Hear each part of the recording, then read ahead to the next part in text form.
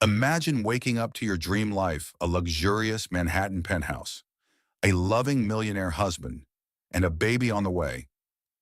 But what if that fairy tale was a deadly trap in the Poison Trust? Sarah Wellington uncovers a chilling conspiracy. Her tech mogul husband and lifelong best friend aren't just having an affair. They're plotting to poison her and their unborn child for a massive inheritance. From frozen credit cards to secret meetings in the Hamptons, every moment builds to heart-pounding twists of betrayal, survival, and revenge. Will Sarah outsmart them before it's too late? Or will the poisoned trust claim her life? Stick around to hear the full gripping story. You won't believe the ending. If you're hooked already, smash that like button to show your support, drop a comment with your predictions, share this with a friend who loves thrillers, and subscribe with notifications on so you never miss another tale like this. Let's dive in. Sarah Wellington had always believed that fairy tales could come true. At 38, sitting in the pristine waiting room of Manhattan's most exclusive fertility clinic, she embodied every woman's dream of millionaire marriage success. Her Hermes handbag rested perfectly beside her Louboutin heels, and her 6-month pregnant belly was elegantly draped in designer maternity wear that cost more than most women's monthly salaries. The marble counters gleamed under soft lighting as other wealthy women waited for their appointments, each one a testament to the luxury lifestyle that pregnant wife financial security could provide. Sarah touched her perfectly styled blonde hair and smiled, thinking about how Marcus would react to today's ultrasound photos. Her husband, tech mogul Marcus Wellington, worth $50 million, had built an empire from nothing, and now they were building a family. The nurse called her name with the kind of respectful tone reserved for the wives of powerful men. Sarah approached the reception desk, already reaching for her black American Express card, the one with no spending limit that Marcus had given her when they married 5 years ago. "That'll be $500 for today's comprehensive screening, Mrs. Wellington," the receptionist said with a warm smile. Sarah slid the card across the marble surface, but something was wrong. The card reader beeped with an angry red light. The receptionist tried again, her smile faltering slightly.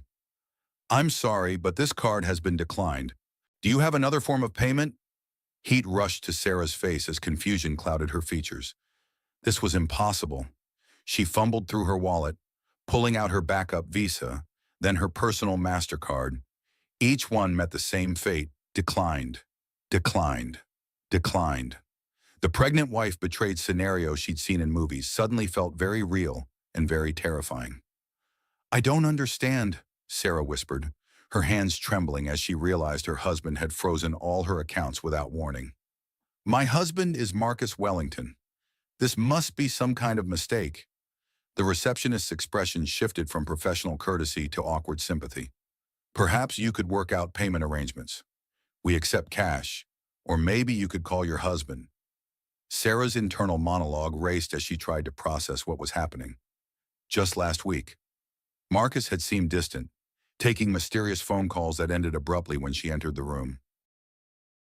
He'd been working late more often, claiming major business deals required his constant attention, but freezing her accounts.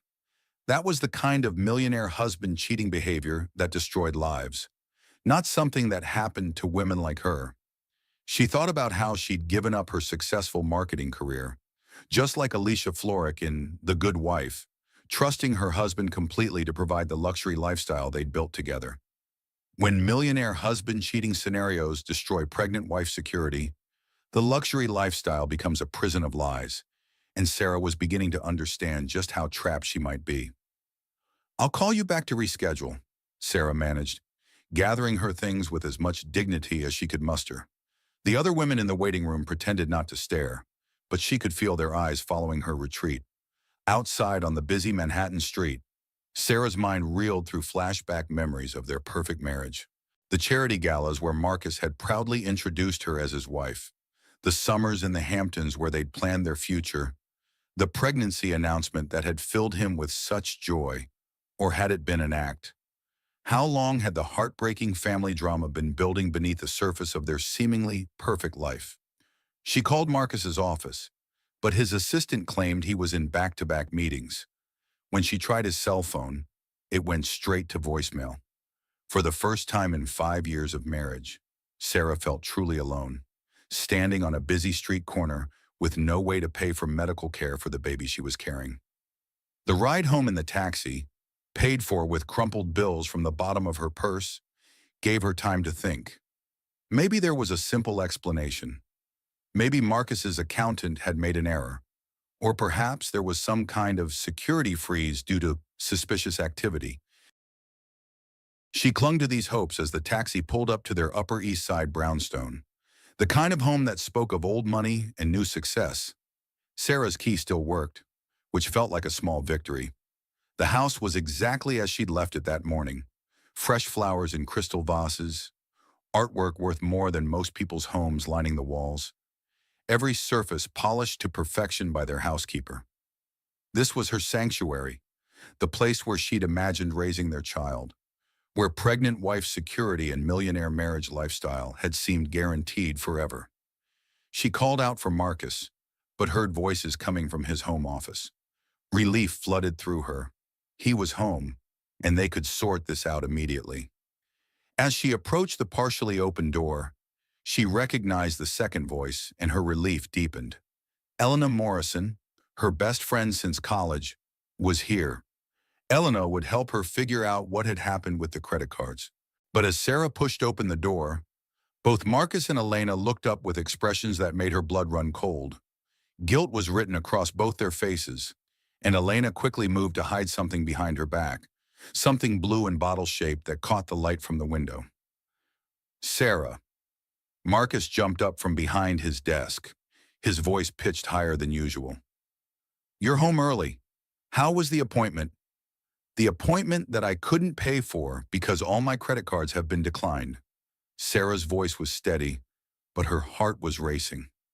Elena, what are you doing here? And what's that behind your back? Elena exchanged a look with Marcus that Sarah couldn't interpret, then brought forward a small blue bottle with a medicine dropper. We were planning a surprise for you, actually, a celebration for the baby. This is just some prenatal vitamins I picked up from my pharmaceutical company. You know how I'm always looking out for you. Elena Morrison had indeed been looking out for Sarah since their sorority days at Columbia. As a pharmaceutical sales representative, she had access to the latest medications and supplements, and she'd always been generous with samples and advice. But something about this moment felt wrong, even though Sarah desperately wanted to believe the innocent explanation. A surprise. Sarah's hand moved protectively to her pregnant belly. What kind of surprise? Marcus moved around the desk to put his arms around her, and for a moment, the familiar comfort of his embrace made her want to forget her suspicions. The credit card thing is just a temporary glitch with the bank's fraud protection. I'll call them right now and sort it out. Elena suggested we plan a baby shower for you, something really special. You've been so stressed lately, and we thought a celebration would lift your spirits. The explanation felt reasonable, and Sarah found herself wanting to believe it. Marcus was often protective of their finances, and bank fraud protection systems were notoriously sensitive. Elena had always been the thoughtful friend who remembered birthdays and planned surprise parties. Maybe her pregnant wife paranoia was just hormones making her see threats where none existed. I'm sorry, Sarah said, leaning into Marcus's embrace. I was just so embarrassed at the clinic. The nurse looked at me like I was some kind of fraud. Never apologize for my mistakes, Marcus said, kissing the top of her head. I should have warned you about the account freeze. There's been some suspicious activity that triggered the bank's security protocols. Elena, why don't you tell Sarah about the shower ideas? Elena's smile returned, bright and familiar. I was thinking we could do something at the Hamptons' house next weekend. Just a small group of your closest friends. Maybe some games. Definitely good food. I've already started planning the menu. All pregnancy safe. Of course. As Elena described her plans for what sounded like the perfect baby shower, Sarah felt her tension melting away. This was the Elena she knew and loved, the friend who had been her maid of honor, who had supported her through every major life event. The idea of a weekend in the Hamptons, surrounded by friends, sounded like exactly what she needed. But even as Sarah smiled and nodded at Elena's suggestions, a small voice in the back of her mind wondered why her best friend had been meeting privately with Marcus about party planning. In 5 years of marriage, Marcus had never shown interest in social planning, preferring to leave such details to Sarah or their event coordinator. And why had Elena looked so guilty when Sarah walked in? These questions lingered as Marcus left to call the bank, and Elena gathered her things to leave. As Elena hugged her goodbye, Sarah noticed the faint scent of a men's cologne that seemed familiar but out of place.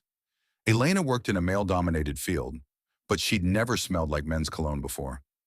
"I'll pick you up Friday afternoon for the drive to the Hamptons," Elena said, her hand lingering on Sarah's arm. "This is going to be such a special weekend. Just what you need to relax and enjoy this pregnancy." After Elena left, Sarah found herself alone in the house that suddenly felt too large and too quiet. She wandered through rooms filled with expensive furniture and original artwork, each piece carefully chosen to reflect their success and taste.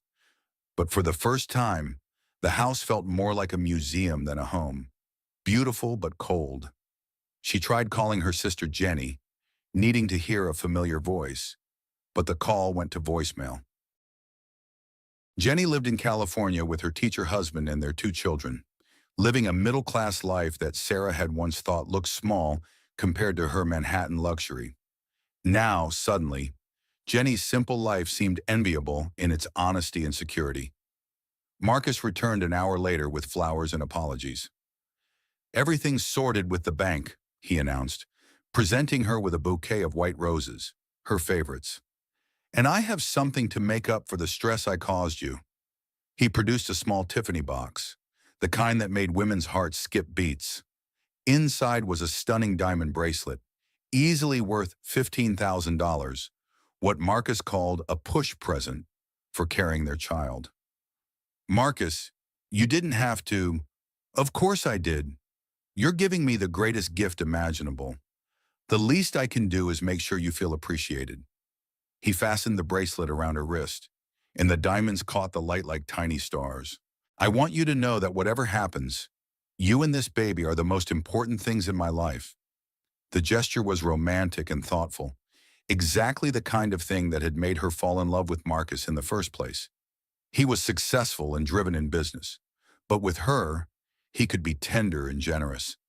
As he held her close, Sarah felt the last of her suspicions fade away.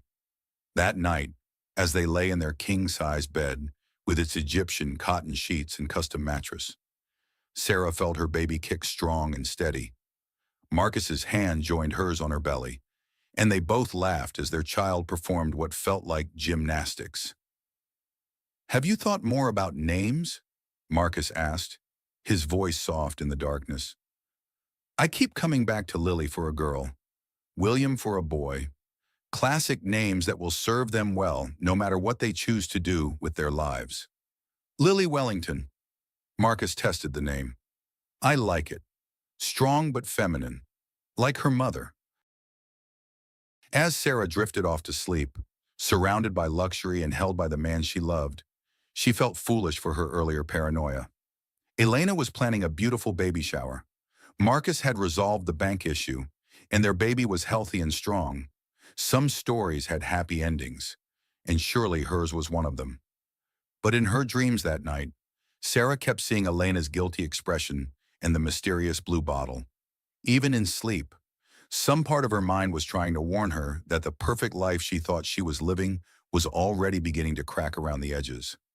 She would wake the next morning to breakfast in bed and Marcus's gentle kisses, temporarily forgetting the unease that had plagued her dreams. But the seeds of doubt had been planted, and soon they would grow into a truth so devastating that it would change everything she thought she knew about love, trust, and the price of living a fairy tale life. Friday afternoon arrived with the kind of crisp autumn weather that made New York City feel like a postcard. Sarah packed her weekend bag with the anticipation of a woman who believed she was heading toward joy rather than heartbreak. The Hamptons house had always been her favorite escape, a sprawling beachfront property where she and Marcus had spent their happiest moments planning their future together. Elena arrived in her silver BMW, looking effortlessly elegant in designer jeans and a cashmere sweater that probably cost more than most people spend on their entire wardrobe. As a pharmaceutical sales representative for a major company, Elena did well for herself, but Sarah had always assumed Marcus's wealth dwarfed her friend's income. Now, looking at Elena's expensive accessories and flawless appearance, Sarah wondered if she'd been underestimating her friend's financial situation. "Ready for the most relaxing weekend of your pregnancy?" Elena asked, loading Sarah's bag into her trunk. "I've planned everything perfectly. Spa treatments, pregnancy-safe wine alternatives, and your favorite foods from that little French place in East Hampton." The drive to the Hamptons gave them time to catch up in the way that only old friends could. Elena asked about the pregnancy symptoms, the nursery planning, and Marcus's excitement about becoming a father. All normal best friend conversations. Yet Sarah found herself studying Elena's expressions for signs of the guilt she'd seen in Marcus's office. "You know," Elena said as they passed the familiar landmarks that marked their approach to the Hamptons, "I've been thinking about what a good father Marcus is going to be. He's so protective of you, so concerned about every detail of your well-being." Something in Elena's tone made Sarah glance over at her friend. "You sound like you've discussed this with him." "Oh, just in passing when I see him at the house. You know how men are. They need reassurance that they're going to be good fathers. Marcus sometimes asks me if I think he's doing enough to take care of you." This was news to Sarah. Marcus had never mentioned discussing his paternal anxieties with Elena, and it seemed unlike him to seek advice from anyone outside their marriage. But perhaps she was reading too much into innocent friendship. The Hamptons' house sat on 3 acres of prime beachfront property, its cedar shingles weathered to the perfect shade of gray that spoke of old money and East Coast sophistication. Sarah had always loved this house more than their Manhattan brownstone. Here, she could imagine their children running on the beach, building sandcastles, learning to sail in the protected bay. "Elena, this is beautiful," Sarah breathed as they pulled into the circular driveway, lined with hydrangeas and perfectly manicured landscaping. But as they entered the house, Sarah noticed changes that made her pause. Fresh flowers filled every room. Not the simple arrangements she preferred, but elaborate displays that seemed more suitable for a romantic getaway than a baby shower. The dining table was set for two, not for the group of friends Elena had mentioned. "Where is everyone else?" Sarah asked, looking around the empty house. Elena's smile flickered slightly. "Well, I thought we could have tonight just for us. You know, catch up properly before the others arrive tomorrow. Sometimes pregnant women need extra rest, and I didn't want you to feel overwhelmed." The explanation made sense, and Sarah felt grateful for Elena's thoughtfulness. Pregnancy had been more exhausting than she'd expected, and the idea of a quiet evening with her oldest friend sounded perfect. Elena had prepared what she called special pregnancy smoothies, elaborate concoctions that she claimed were packed with prenatal vitamins and nutrients recommended by her pharmaceutical contacts. "I've been researching the latest supplements for pregnant women," Elena explained as she handed Sarah a tall glass filled with a creamy pink mixture. "This has everything: folic acid, iron, calcium, plus some newer nutrients that most women don't know about." The smoothie tasted unusual, sweet but with an underlying bitterness that Elena claimed came from the iron supplements. Sarah drank it gratefully, touched by her friend's attention to her health needs. Elena made another smoothie for herself, though Sarah noticed she barely touched hers. As the evening progressed, they settled into the comfortable rhythm of old friendship. Elena asked about Sarah's plans for maternity leave, whether she missed her marketing career, and how she was adjusting to the lifestyle changes that came with being married to a man like Marcus. "Sometimes I wonder if I gave up too much," Sarah admitted, curled up on the sofa with her feet tucked under her. "I love my work, and I was good at it, but Marcus was so successful that it seemed silly for me to struggle with long hours in office politics when I could focus on building our home and family." "Do you ever think about what would happen if something changed?" Elena asked, her voice carefully casual. "I mean, if Marcus's business faced problems, or if your marriage hit rough patches. You've been out of the workforce for 5 years now." The question struck Sarah as oddly specific.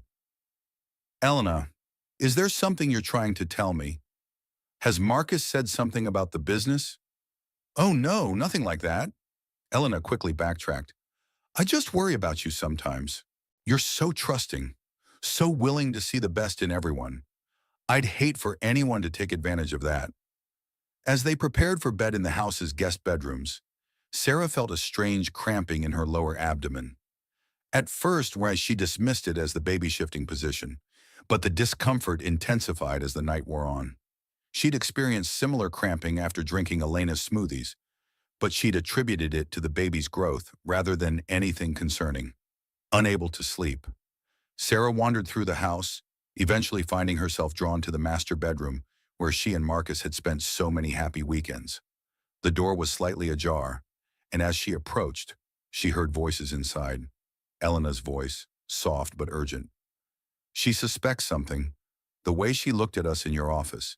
She's not as naive as we thought. And then Marcus's voice, unmistakably familiar. Sarah doesn't suspect anything. She wants to believe the best of everyone, especially us. That's what makes this so perfect. Sarah's world tilted on its axis as the conversation continued.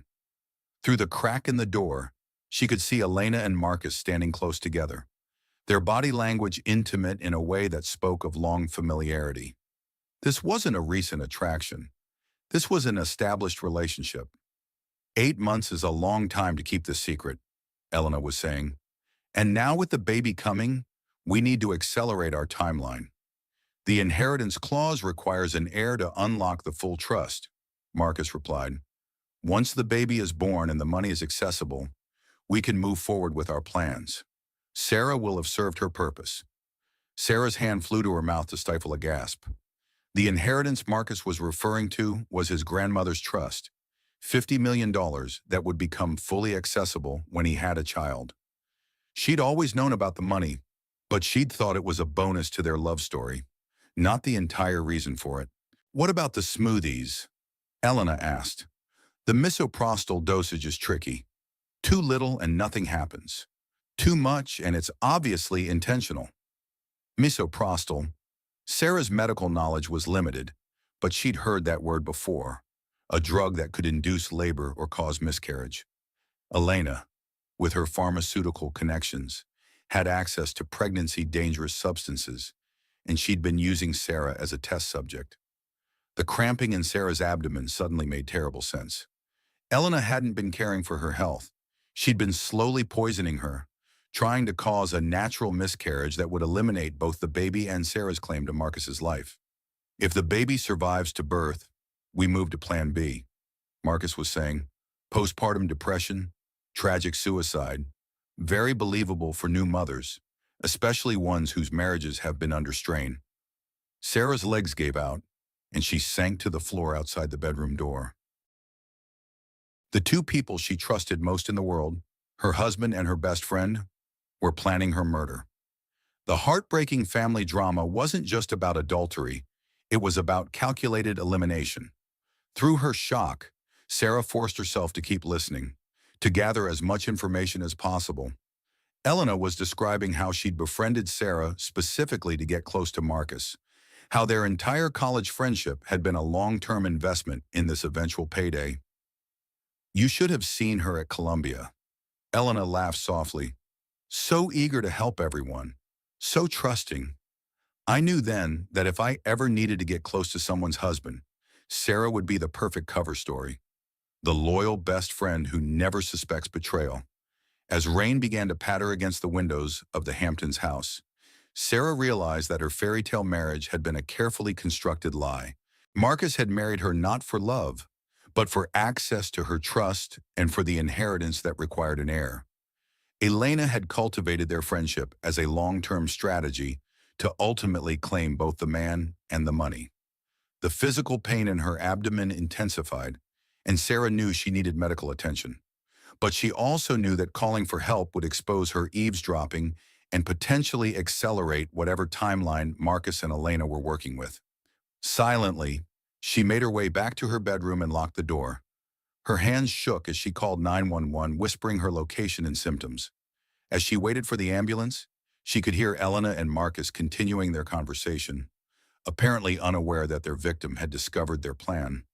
The cramping reached a crescendo that made Sarah cry out involuntarily.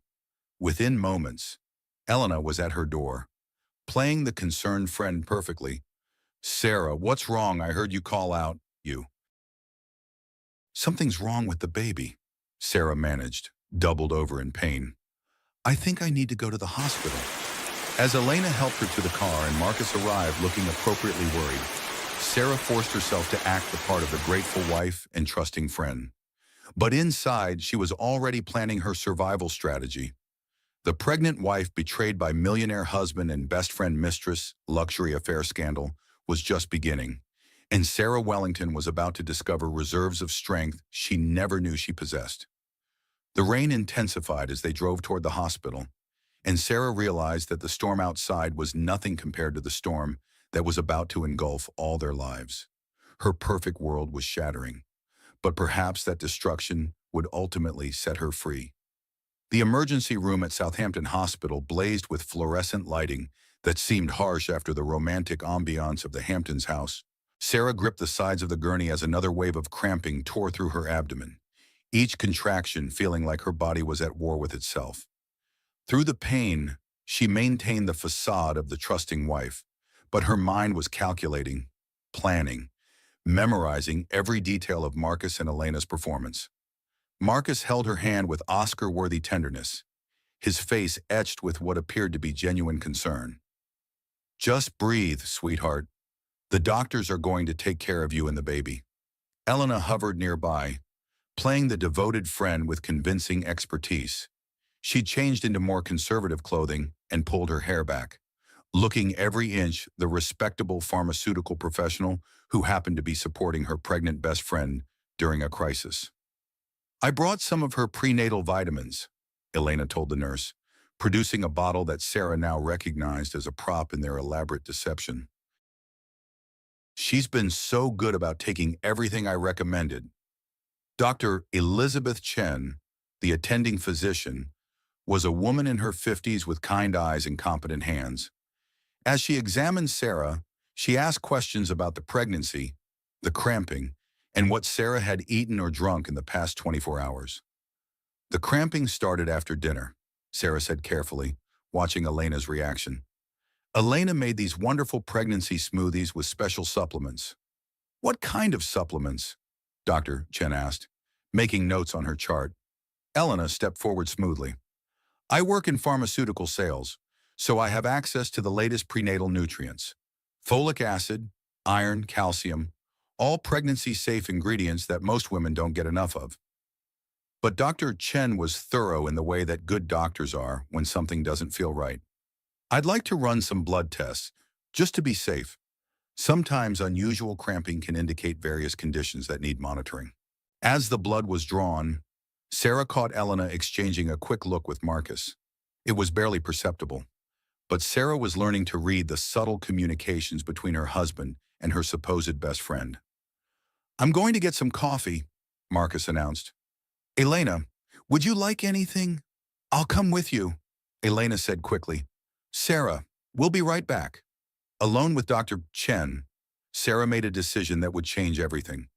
"Doctor, I need to tell you something, but I need you to promise it stays between us for now." Dr. Chen set down her clipboard and gave Sarah her full attention. "What's on your mind?" "I think someone is trying to hurt my baby. I overheard a conversation tonight about something called misoprostol. Is that something that could cause these symptoms?"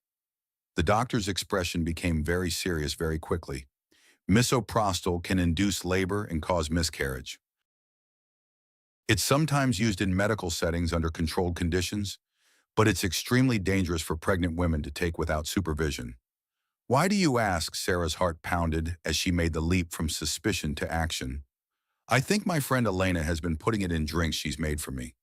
She has access to pharmaceuticals through her job." Dr. Chen immediately called for additional blood tests and security measures. "We need to test specifically for misoprostol and other substances that shouldn't be in your system. And I'm going to need to report this to the authorities if we find evidence of poisoning. When Marcus and Elena returned with coffee and concerned expressions, they found Dr.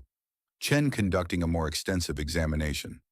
Sarah continued to play her part, accepting their comfort while internally documenting every false word of sympathy. The good news is that the baby's heartbeat is strong, Dr. Chen announced. But I'm concerned about some irregularities in Mrs. Wellington's blood work. I'm going to admit her overnight for observation. Sarah saw Elena's hands clench briefly before she resumed her worried friend performance. Is there anything I can do should I stay with her?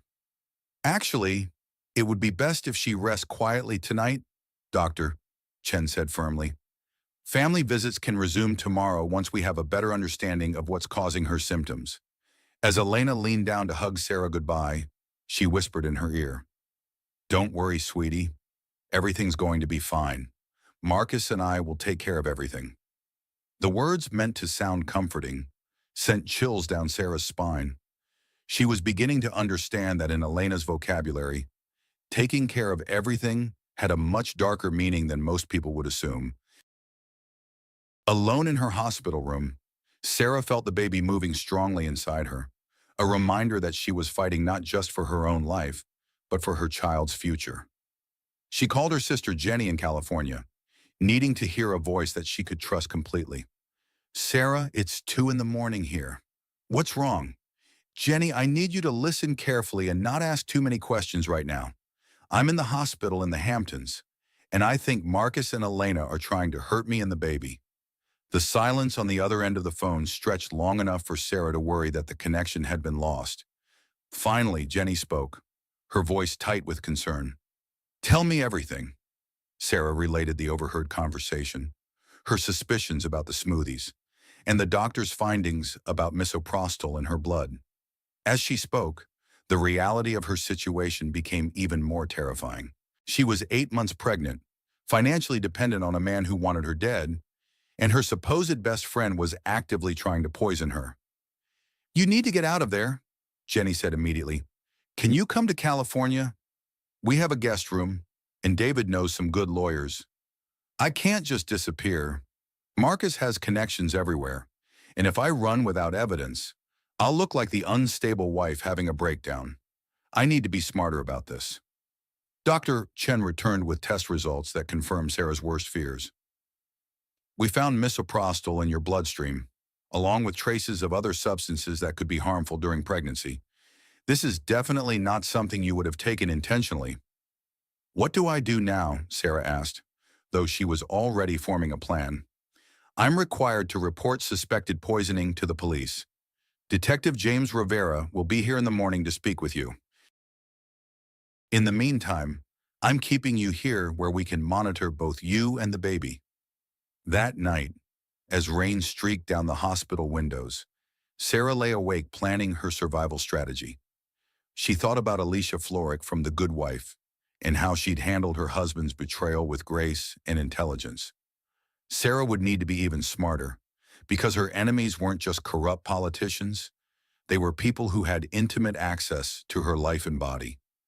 She began documenting everything she could remember, dates when she'd felt sick after drinking Elena's smoothies, occasions when Marcus had been unusually interested in her pregnancy symptoms, conversations that had seemed innocent at the time but now revealed darker meanings. Morning brought Detective Rivera, a man in his 50s with tired eyes and a gentle manner that encouraged honesty. Sarah told him everything she'd overheard, everything she suspected, and everything she feared. "Mrs. Wellington, these are serious allegations. We'll need to investigate thoroughly, but I have to warn you that cases like this can be difficult to prove. Your husband and friend will likely claim you're having pregnancy-related mental health issues." "I know," Sarah said quietly. "That's probably part of their plan." As if summoned by their conversation, Marcus arrived with an enormous bouquet of flowers and Elena in tow. Both looked appropriately concerned and relieved to see Sarah sitting up in bed. "Thank God you're okay," Marcus said, kissing her forehead. "I was so worried when the doctor said you needed to stay overnight." Elena placed a gentle hand on Sarah's arm. How are you feeling? I've been researching pregnancy complications all night, trying to understand what might have caused your symptoms. The performance was flawless, and Sarah found herself almost admiring their acting abilities even as she fought the urge to scream at them. Instead, she smiled weakly and accepted their comfort, all while Detective Rivera watched from the corner of the room. Mr. Wellington, Miss Morrison, Detective Rivera introduced himself. I'm investigating Mrs. Wellington's suspected poisoning. I'll need to speak with both of you about the substances she consumed yesterday. Sarah watched Elena's face carefully and caught the brief flash of panic before her friend's expression settled into concerned confusion. Poisoning. Elena's voice carried exactly the right note of shock. But that's impossible. I only gave her prenatal supplements that I get through my pharmaceutical company. Everything was pregnancy safe and doctor recommended. Marcus moved protectively closer to Sarah's bed. Detective, my wife has been under tremendous stress with the pregnancy. Are you sure she hasn't misunderstood something? Pregnant women can sometimes experience confusion or paranoia. And there it was, the beginning of the gaslighting campaign that would paint Sarah as an unstable woman whose pregnancy had affected her mental state.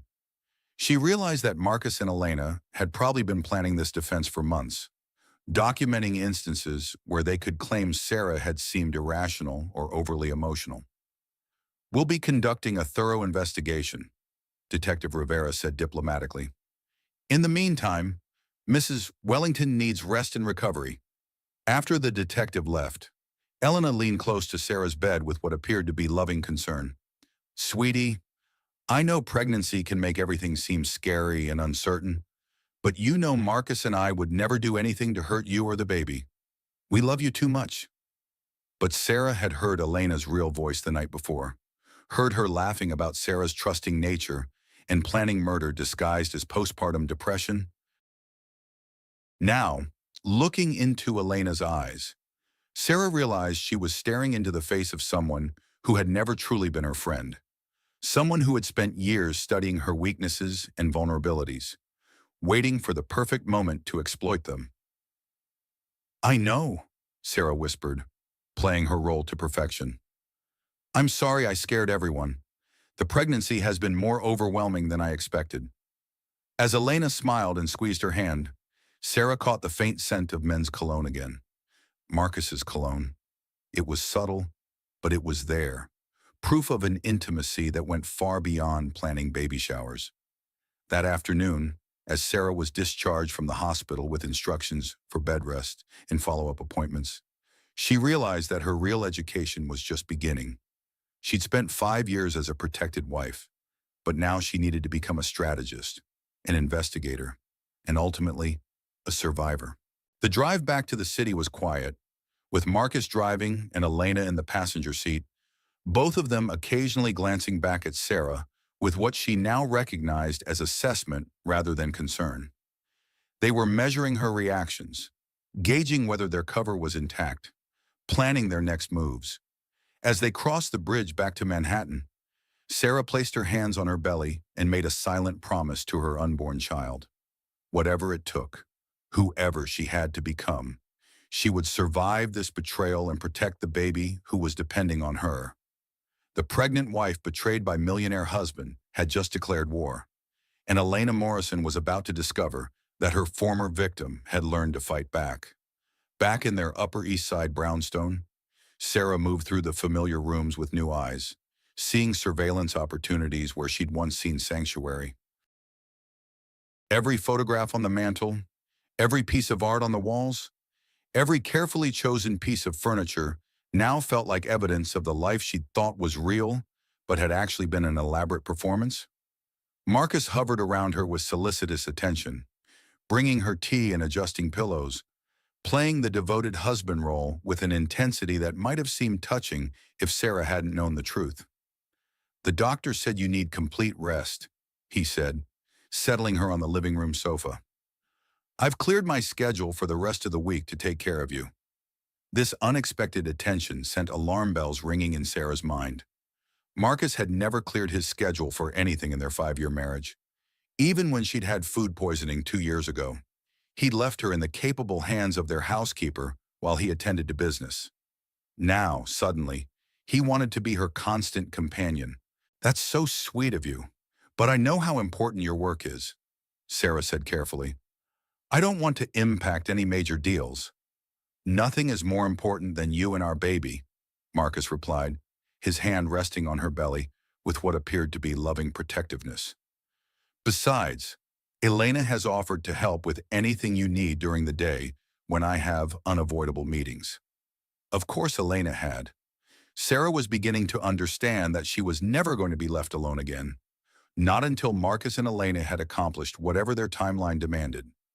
But being constantly watched also meant constant opportunities to gather evidence, if she was clever enough to exploit them.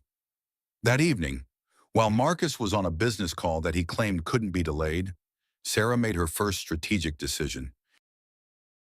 She called her old friend Tom Chen, a tech security consultant she'd worked with in her marketing days, and arranged for a consultation about upgrading their home security system. "Sarah, it's been years." Tom's voice was warm with genuine friendship. "I heard you married that tech mogul. How's the millionaire wife life treating you?" "It's complicated, Tom. I need your help, but I need you to be discreet about it. Can you come by tomorrow afternoon when Marcus is at work? I'll pay your usual rates. Plus a bonus for confidentiality." Tom agreed, and Sarah hung up feeling like she'd taken her first real step toward fighting back. Tom didn't need to know about poisoning attempts or murder plots. He just needed to install the kind of surveillance equipment that would document whatever was really happening in her house. The next morning, Marcus announced that he had to attend an unavoidable meeting, but would be back by noon. "Elena is going to stop by to check on you and bring lunch," he said, kissing Sarah's forehead. "Promise me you'll rest and let her take care of you." "I promise," Sarah lied, already mentally preparing for Tom's arrival. Elena appeared 30 minutes after Marcus left, carrying expensive soup from Sarah's favorite restaurant and wearing an expression of loving concern that Sarah now recognized as masterful acting. "How are you feeling today?" Elena asked, settling into the chair beside Sarah's sofa. "Any more cramping or unusual symptoms?" "Much better. Actually, the baby has been moving around normally, and I slept well last night." Sarah accepted the soup gratefully, but she learned her lesson about consuming anything Elena prepared. "I think I just need to be more careful about stress and rest." As Elena bustled around the kitchen preparing herbal tea, another beverage Sarah would not be drinking, Sarah excused herself to use the bathroom and quickly texted Tom to let him know the coast would be clear after lunch. "You know," Elena said when Sarah returned, "I've been thinking about what happened at the hospital. The doctor mentioned misoprostol in your blood, but I've been researching, and that drug can occur naturally in the body under certain conditions. Stress, unusual food combinations, even some herbal supplements can create similar compounds." Sarah was impressed despite herself. Elena had clearly spent the night developing alternative explanations for the poisoning, creating reasonable doubt that would protect her if the investigation continued. It was the kind of strategic thinking that Sarah would need to learn if she was going to survive. "That's such a relief," Sarah said, playing into Elena's narrative. "I was so worried that someone might have been trying to hurt me or the baby. But you're right. The pregnancy has been more stressful than I expected, and I haven't been careful enough about what I eat." Elena's smile of relief looked genuine, and Sarah realized her friend truly believed she'd convinced Sarah to doubt her own experience.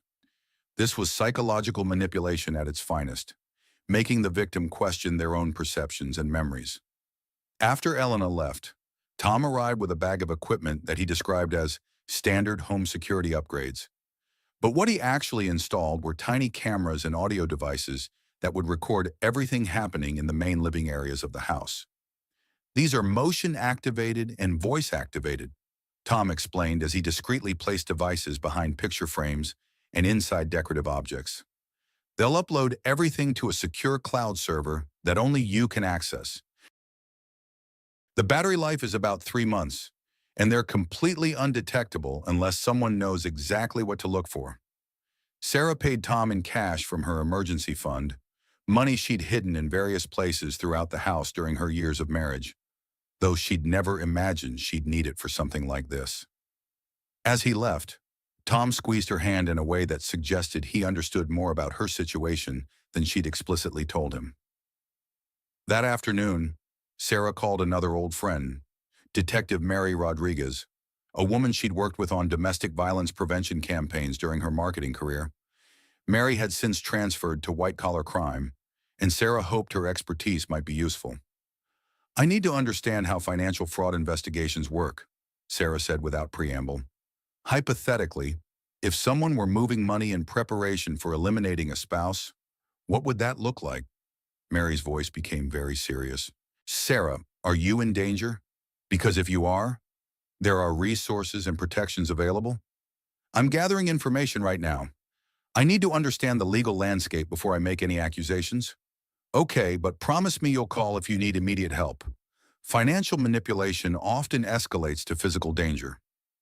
Mary explained how wealthy individuals often moved assets offshore before divorces, how they might create documentation to support claims of mental instability in their spouses, and how life insurance policies were often modified in the months before suspicious deaths. Armed with this knowledge, Sarah spent the rest of the afternoon searching through Marcus's home office while he was at his meeting. She found files related to offshore banking, recent changes to their life insurance policies that she didn't remember signing, and most disturbing of all, a psychological evaluation form partially filled out in Marcus's handwriting, describing her as increasingly paranoid and emotionally unstable during pregnancy. The document was clearly preparation for painting her as mentally incompetent, groundwork for the postpartum depression suicide that she'd heard Elena and Marcus discussing. Sarah photographed everything with her phone, building a digital archive of evidence. When Marcus returned that evening, he was carrying flowers and wine, non-alcoholic for her, a very expensive bottle for himself. "I thought we could have a romantic dinner at home," he said. "I've been thinking about how lucky I am to have you, and I want to make sure you know how much you mean to me." The romantic dinner was beautifully orchestrated, with candles and music and Marcus's undivided attention. He talked about their future together, about raising their child, about growing old together in happiness. Under different circumstances, it would have been a perfect evening. Instead, Sarah found herself studying her husband's face in the candlelight, looking for signs of the man who had coldly discussed her murder just days earlier. The cognitive dissonance was almost overwhelming.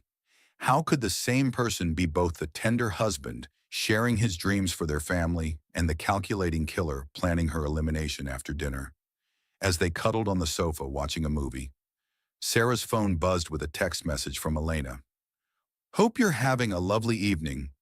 Can't wait to see you tomorrow for our spa day." Sarah had no memory of planning a spa day with Elena, but she smiled and showed Marcus the message. "Elena is so thoughtful. I don't remember making plans, but a spa day sounds wonderful." Marcus kissed the top of her head. "You deserve to be pampered. Elena's good for you. She keeps you relaxed and happy." As Sarah drifted off to sleep that night, she wondered how many other spa days and special treats Elena had planned that were actually opportunities for continued poisoning. But now, with surveillance equipment in place and a growing understanding of their methods, Sarah was ready to turn the tables. The next morning brought the first fruits of her surveillance investment. Tom had sent her a link to footage from the previous evening, and Sarah watched in fascination as Marcus made a phone call after he thought she was asleep. The romantic dinner went perfectly. Marcus's voice was clear on the recording. "She's completely convinced that I'm the devoted husband. Your spa day tomorrow should give us the opportunity we need to escalate the timeline." Elena's voice, slightly tinny through the phone speaker, responded, "The new compound I've prepared is stronger but still untraceable. One treatment at the spa, and we can move forward with the Plan B scenario within a week." Sarah's hands trembled as she realized that the spa day wasn't just another poisoning opportunity. It was meant to be the final one. Whatever Elena had planned would likely be powerful enough to cause the kind of emergency that would justify immediate action. But knowledge was power, and Sarah now had something Marcus and Elena didn't realize: she possessed advance warning and documented proof of their conspiracy. as she prepared for what was meant to be her final day as Marcus Wellington's wife. Sarah was already planning how to turn their own trap against them. The pregnant wife betrayed by millionaire husband and best friend mistress luxury affair scandal was about to become the story of how Sarah Wellington learned to fight back and win. The morning of what Elena had planned as Sarah's final spa day dawned with the kind of crisp clarity that made Manhattan look like a movie set. Sarah dressed carefully, choosing clothes that would be suitable for spa treatments while also being dignified enough for what she suspected might become a very public day. Elena arrived looking fresh and excited, carrying a large bag that she claimed contained special spa products she'd acquired through her pharmaceutical connections. "I've booked us the entire day at that exclusive place in Tribeca," Elena said, her voice bubbling with what seemed like genuine enthusiasm. "Prenatal massage, aromatherapy, the works. You're going to feel like a new woman." If only Elena knew how accurate that prediction would turn out to be. As they rode through Manhattan traffic, Elena chattered about pregnancy wellness and the importance of relaxation during the final trimester. Her performance was flawless. The concerned friend who wanted nothing but the best for Sarah and her baby. But Sarah was learning to read the subtext, and she recognized the underlying tension in Elena's voice that suggested today was important for reasons beyond simple friendship. "I brought some special pregnancy teas that we can enjoy during our relaxation time," Elena said, patting her oversized bag. "They're formulated specifically for third trimester wellness." Sarah smiled and nodded, all while mentally preparing for whatever chemical assault Elena had planned. The surveillance equipment Tom had installed was now extended to her purse, a tiny recording device disguised as a lip balm that would capture everything that happened during their spa day. The spa was indeed exclusive, the kind of place where Manhattan's elite went to maintain their appearance and discuss their secrets. Elena had booked a private suite with its own relaxation area, massage tables, and a small kitchen for preparing custom treatments. "I thought we'd start with some of my special tea," Elena said, immediately beginning to prepare drinks in the suite's kitchenette, "then a pregnancy massage, and finish with some aromatherapy that's supposed to be wonderful for prenatal relaxation." Sarah watched Elena's preparation ritual with new eyes, noting how her friend's manicured hands moved with practiced precision. This wasn't casual wellness experimentation. Elena had clearly done this before, possibly many times. "Elena, you're so knowledgeable about all this," Sarah said, accepting the cup of tea that was meant to be her doom. "Have you been studying pregnancy wellness for a long time?" "I've always been interested in women's health," Elena replied, settling into her chair with her own cup, which Sarah noticed remained untouched. "It's amazing what pharmaceutical advances have made possible. We can address so many conditions that used to be considered untreatable." As Elena continued talking about the benefits of various compounds and treatments, Sarah pretended to sip her tea while actually allowing most of it to spill onto the towel she'd positioned strategically in her lap. The small amount she did consume tasted bitter and chemical, confirming her suspicions about its contents. "You know," Sarah said carefully, "I've been thinking about what you said regarding natural occurrence of misoprostol in the body. It's such a coincidence that I would have that kind of reaction right after drinking your smoothies." Elena's expression didn't change, but Sarah caught a brief flicker of something. Annoyance, perhaps, or calculation. Bodies can be unpredictable during pregnancy. That's why it's so important to have friends who understand pharmaceutical interactions. The conversation continued as they moved through various spa treatments, with Elena constantly offering drinks, lotions, and aromatherapy treatments that Sarah managed to avoid or minimize contact with. By afternoon, Sarah could see frustration beginning to creep into Elena's performance.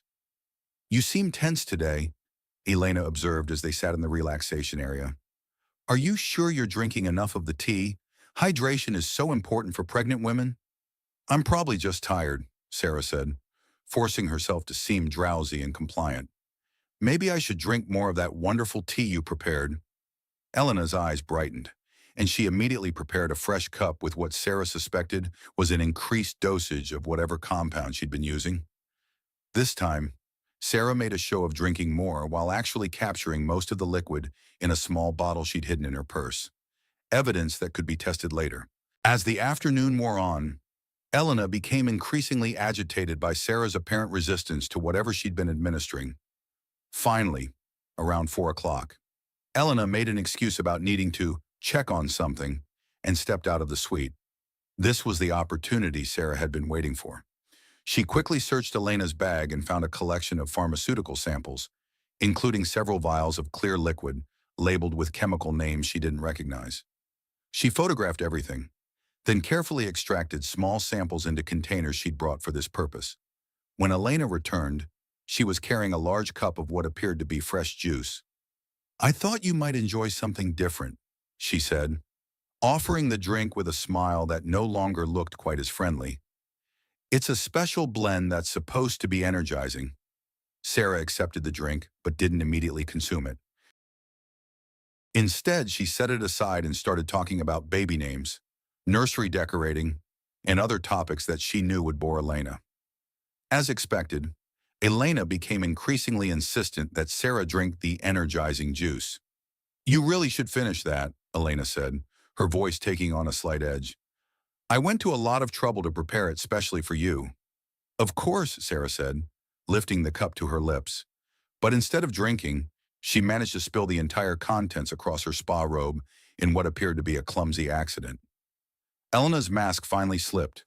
For just a moment, rage flashed across her face, the first genuine emotion Sarah had seen from her friend all day. It was the look of someone whose carefully laid plans had been repeatedly frustrated. "Oh no," Sarah said, playing innocent. "I'm so sorry. I'm such a klutz these days." Elena forced her smile back into place, but Sarah could see the wheels turning behind her eyes. Whatever timeline Elena was working with, she was running out of opportunities to accomplish her goal. That evening, back at home, Sarah felt a mixture of exhaustion and triumph. She'd successfully avoided Elena's poisoning attempts while gathering evidence that could be crucial for proving the conspiracy. But she also knew that her resistance had been noticed, and Elena would likely change tactics. Marcus greeted her with his usual performance of husbandly concern, asking about her spa day and whether she felt relaxed. Sarah played her part perfectly, describing the treatments and thanking him for encouraging her to spend time with Elena. "Elena is such a good friend to you," Marcus said as they prepared for bed. "I hope you know how lucky you are to have someone who cares so much about your welfare." "I do," Sarah replied, injecting just the right amount of gratitude into her voice. "She's been so attentive throughout this pregnancy. Almost like she has a personal investment in my well-being." Marcus's smile flickered slightly at Sarah's choice of words, and she realized she'd hit closer to the truth than he was comfortable with. But he recovered quickly, wrapping his arms around her and speaking softly about how much he was looking forward to their baby's arrival. That night, Sarah lay awake listening to Marcus's breathing and planning her next moves. The evidence she'd gathered was substantial, but she knew it wouldn't be enough to convict anyone of attempted murder. She needed something more definitive: recorded confessions, documented financial transactions, or witnesses who could corroborate her story. But most importantly, she needed to survive whatever escalated plan Marcus and Elena would implement now that their subtle approach had failed. Sarah had bought herself time, but she hadn't eliminated the threat. If anything, she'd probably made herself more dangerous to their plans by proving harder to kill than they'd expected. As rain began to patter against their bedroom windows, Sarah placed her hands on her belly and felt her baby's strong movements. Whatever happened next, she was no longer the naive, trusting woman who had walked into that spa believing her friend wanted to help her relax. She was becoming someone harder, smarter, and more determined. The pregnant wife betrayed by millionaire husband and best friend mistress was evolving into a strategist who would do whatever it took to protect herself and her child. Tomorrow would bring new challenges, but tonight, Sarah Wellington was alive, alert, and ready to fight for her future. 3 days after the failed spa assassination attempt, Sarah's life took a dramatic turn that even her worst fears hadn't anticipated. She was sitting in her lawyer's office, discussing the evidence she'd gathered, when her water broke in a rush that soaked through her chair and onto the expensive Persian rug. "Call 911. Patricia Goldman, Sarah's attorney," said calmly, already reaching for her phone. Patricia was a Harvard-educated shark who specialized in high-net-worth divorces, and she'd seen enough wealthy wives betrayed by their husbands to immediately understand the gravity of Sarah's situation. "It's too early," Sarah gasped, gripping the arms of her chair as the first contraction hit. "I'm only 8 months pregnant, but babies don't follow convenient schedules." And Sarah found herself in the back of an ambulance racing toward Mount Sinai Hospital, while Patricia followed in her Mercedes, already making phone calls to prepare for what she suspected would be a complex legal battle. Marcus arrived at the hospital in record time, playing his role of concerned father-to-be with Academy Award-worthy precision. Elena appeared shortly after, claiming she'd been shopping nearby when Marcus called with the news. "How are you feeling?" Elena asked, taking Sarah's hand with what appeared to be genuine concern. "8 months is early, but the baby should be fine. Modern medicine is amazing for premature births." Dr. Sarah Winters, the obstetrician on duty, was a woman in her 40s with tired eyes and competent hands. She explained that while 32 weeks was earlier than ideal, the baby had excellent chances of healthy development with proper neonatal care. "We're going to monitor both you and the baby carefully," Dr. Winters said, adjusting Sarah's IV. "Sometimes stress can trigger early labor, so we want to keep you as calm and comfortable as possible." As Sarah labored through the afternoon, she found herself studying the faces around her hospital bed. Marcus held her hand and whispered encouragement, while Elena fetched ice chips and adjusted pillows. To any observer, they looked like a loving husband and devoted friends supporting a woman through childbirth. But Sarah was beginning to understand that appearances could be devastatingly deceptive. Lily Wellington was born at 7:23 p.m., weighing 4 pounds, 3 ounces. She was tiny but perfect, with a strong cry that filled the delivery room and brought tears to everyone's eyes, even Elena's, though Sarah suspected those tears had more to do with frustrated plans than maternal emotion. "She's beautiful," Marcus whispered, and for a moment, Sarah almost believed the emotion in his voice was genuine. "Our perfect little girl." As the medical team prepared to transfer Lily to the neonatal intensive care unit for monitoring, Sarah felt a fierce protectiveness wash over her. This tiny, vulnerable person was depending on her for everything, and Sarah would not let Marcus and Elena's plans destroy her daughter's future. "I want to see her every day," Sarah told Dr. Winters. "I want to be involved in every decision about her care." "Of course," the doctor replied, "though with her premature birth, she'll need to stay in the NICU for several weeks. We'll teach you how to provide care within the unit's protocols." That night, as Sarah recovered in her private room, Patricia arrived with news that would change everything. "I've been investigating Marcus's business dealings while you were giving birth," she said quietly, checking to make sure they were alone. "Your husband has been moving money offshore for months, and there are some very interesting connections to Elena's pharmaceutical company." Sarah struggled to focus through her post-birth exhaustion and pain medication. "What kind of connections?" "Elena doesn't just work for the pharmaceutical company. She owns a significant stake in it, and Marcus has been investing heavily in her business through shell companies.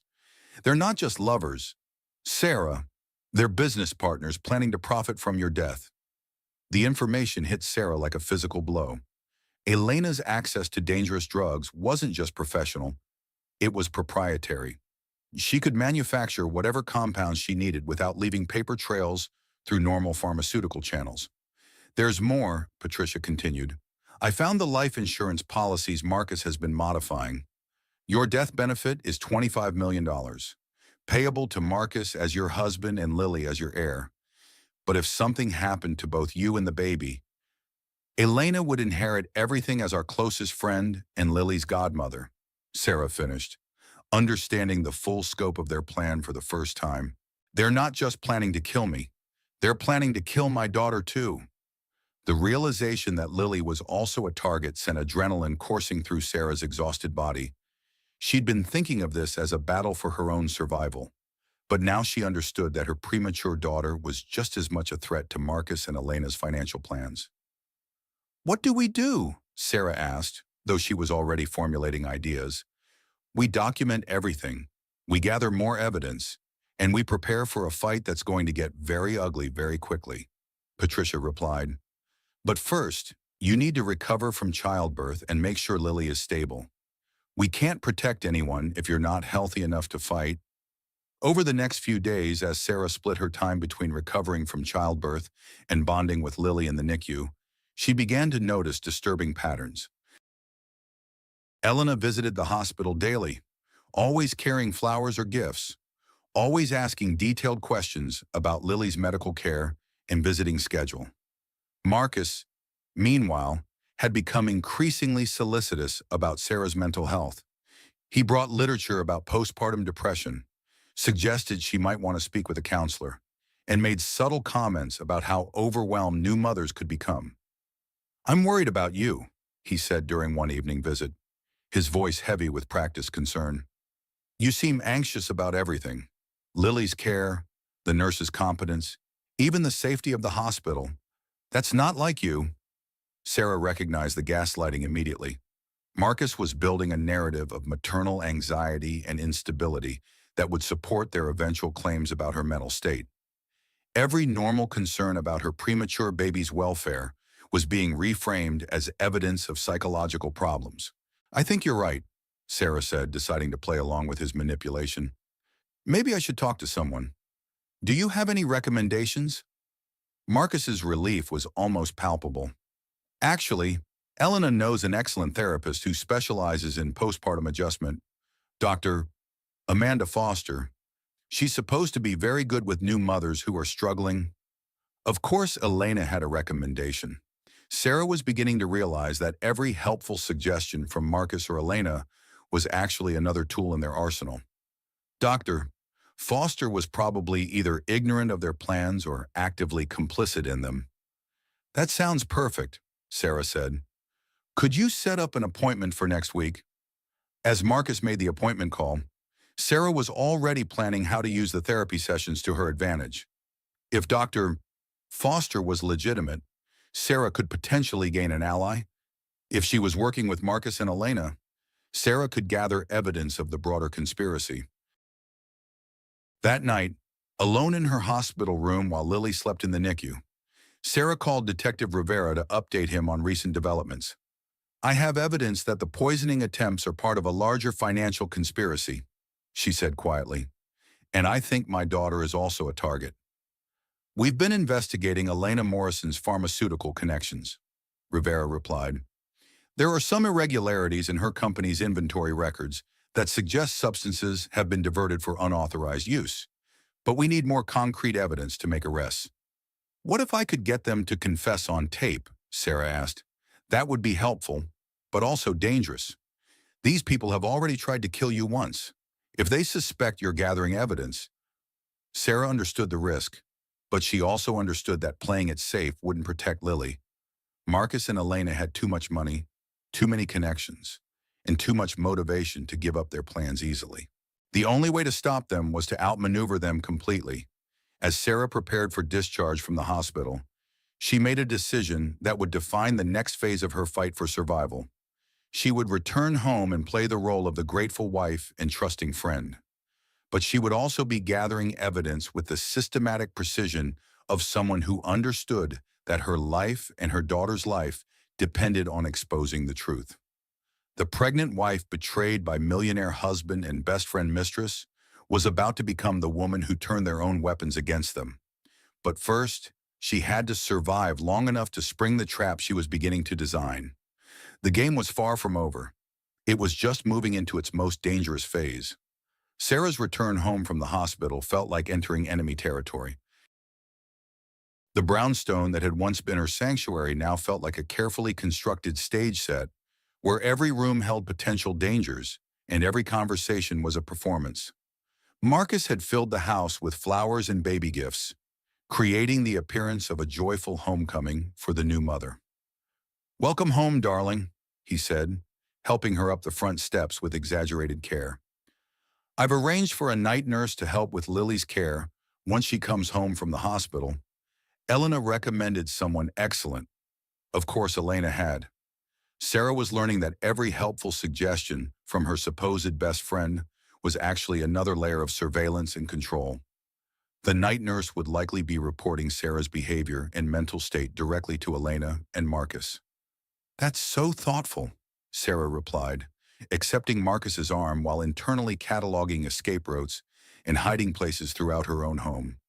"I'm sure I'll need all the help I can get." Elena arrived within the hour, carrying a casserole and wearing an expression of loving concern that Sarah now recognized as masterful psychological manipulation. "How are you feeling? I know coming home without the baby must be so difficult." The comment was designed to trigger maternal anxiety and guilt, and Sarah felt a flash of rage at Elena's calculated cruelty. But she'd been practicing emotional control, and she responded with carefully modulated gratitude. "It is hard being separated from her, but I know she's getting the best possible care. Dr. Winters says she might be able to come home in 2 weeks if she continues gaining weight." As Elena busied herself in the kitchen, heating the casserole and preparing what she called recovery tea for new mothers, Sarah excused herself to check messages and slipped upstairs to her bedroom. The surveillance equipment Tom had installed was still functioning, and she'd received several recordings that documented Marcus and Elena's planning sessions during her hospital stay. The most damning recording had been captured just 2 days earlier. Elena's voice. "The premature birth actually works in our favor. Premature babies are more fragile, more susceptible to infections and complications. And new mothers are more emotionally unstable, especially when separated from their children." Marcus's voice. "How long before we can implement the new timeline?" Elena. "Dr. Foster will document Sarah's deteriorating mental state over the next few sessions. Postpartum psychosis, maternal anxiety disorder, potential harm to the child. Once we have sufficient psychological documentation, we can move forward with the custody transfer and the final solution." Sarah had listened to the recording 3 times, each playback revealing new layers of their calculated cruelty. They weren't just planning her murder, they were systematically destroying her reputation and mental health first, creating a narrative that would justify their actions and protect them from suspicion. But knowledge was power, and Sarah was beginning to formulate a counter-strategy that would use their own methods against them. That afternoon, she had her first appointment with Dr. Amanda Foster, the therapist Elena had recommended. Dr. Foster's office was in an upscale medical building, decorated with the kind of soothing colors and motivational artwork designed to make patients feel safe and supported. "Mrs. Wellington, I understand you've recently given birth to a premature daughter," Dr. Foster said, settling into her chair with a notepad. "That must be an incredibly stressful experience." Sarah studied the therapist carefully, looking for signs of whether she was a legitimate medical professional or a paid collaborator in Marcus and Elena's scheme. Dr. Foster appeared to be in her 50s, with kind eyes and a gentle manner that suggested genuine concern. "It has been stressful," Sarah admitted. "Lily is so tiny, and being separated from her is harder than I expected. I find myself worrying constantly about her care." "That's completely normal for mothers of premature infants," Dr. Foster assured her. "Can you tell me about your support system? How are your husband and friends helping you cope?" This was the opening Sarah had been waiting for. "Marcus has been wonderful, but I sometimes feel like he thinks I'm overreacting to normal concerns. And my best friend Elena has been very supportive. But, Dr. Foster prompted. "I've been having some strange thoughts lately. Paranoid thoughts about whether people are really trying to help me or if they have other motivations." Sarah watched Dr. Foster's reaction carefully. "I know it sounds crazy, but I sometimes wonder if Elena resents my marriage to Marcus." Dr. Foster made notes on her pad, and Sarah couldn't tell if she was documenting genuine therapeutic observations or building the case for mental instability that Marcus and Elena needed. "Postpartum anxiety can sometimes manifest as suspicions about loved ones," Dr. Foster said carefully. Are these thoughts interfering with your daily functioning? Sarah spent the rest of the session walking a careful line between appearing to need help and avoiding any statements that could be used to declare her mentally incompetent. She described realistic concerns about new motherhood, while occasionally mentioning irrational worries that could be attributed to hormonal changes. When she left Dr. Foster's office, Sarah felt like she'd passed the first test in a very dangerous game, but she still couldn't determine whether the therapist was an unwitting pawn or an active participant in Marcus and Elena's conspiracy. That evening, Elena arrived for dinner with what she called celebration champagne, non-alcoholic for Sarah, of course, but she insisted they toast Sarah's homecoming and Lily's health. As Elena prepared drinks in the kitchen, Sarah managed to capture a small sample of her beverage for later testing. "To new beginnings," Elena said, raising her glass with a smile that no longer looked friendly to Sarah's trained eye. "To protecting what matters most," Sarah replied, thinking of Lily and her NICU incubator and the evidence she was systematically gathering. After dinner, as Marcus and Elena cleaned up together with the kind of domestic familiarity that spoke of long practice, Sarah announced that she was exhausted and needed to rest, but instead of sleeping, she spent the night reviewing surveillance recordings and planning her next moves. She'd been thinking about Detective Rivera's comment about needing concrete evidence, and she'd developed an idea that was dangerous but potentially decisive. If she could get Marcus and Elena to reveal their plans on tape while they thought she was unconscious or incapacitated, she might be able to gather the kind of evidence that would end their threat permanently. The plan would require her to appear vulnerable and defenseless, to let them believe their psychological manipulation was working. It meant accepting some level of risk to herself. But with Lily's life also at stake, Sarah was willing to gamble everything on one decisive move. Over the next few days, Sarah began implementing what she privately called Operation Breakdown. She started appearing more anxious and unstable during Dr.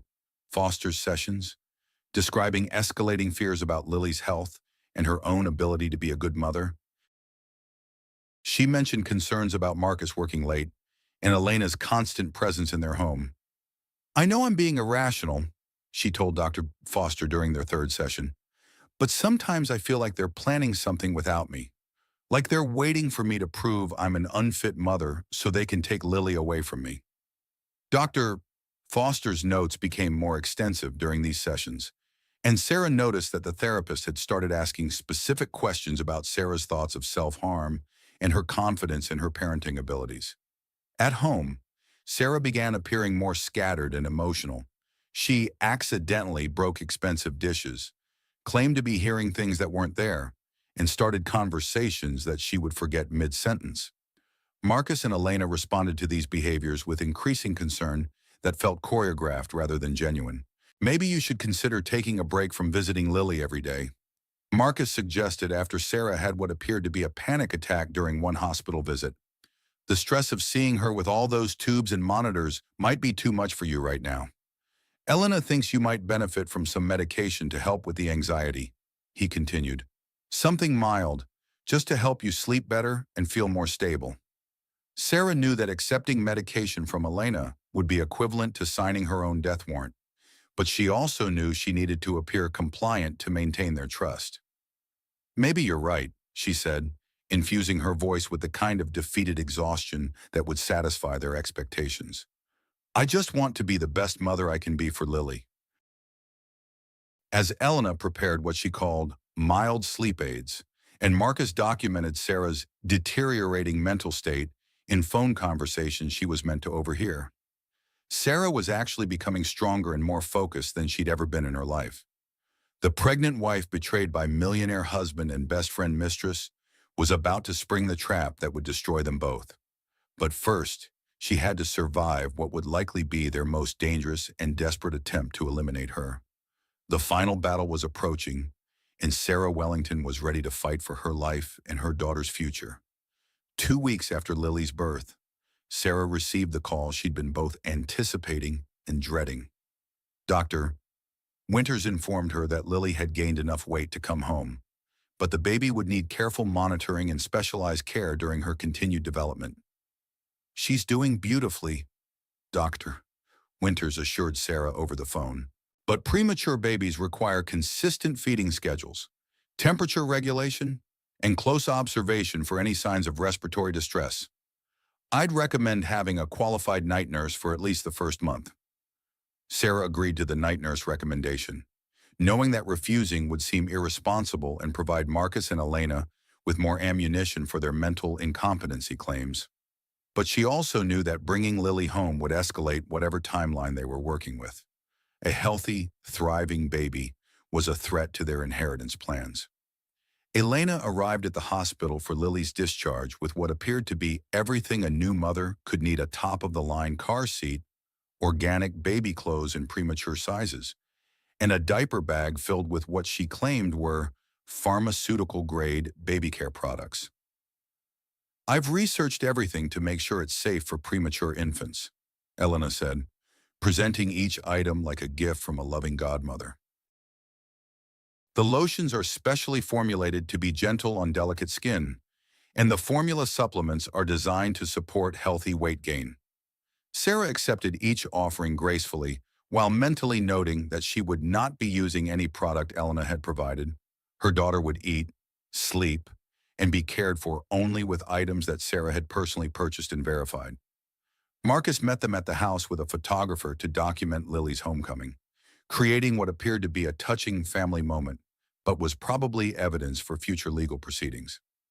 As Sarah carried her tiny daughter across the threshold of their brownstone, she was acutely aware that she was bringing Lily into the most dangerous environment of her short life. The night nurse Elena had recommended was a soft-spoken woman named Margaret Santos, who claimed extensive experience with premature infants and came with glowing references.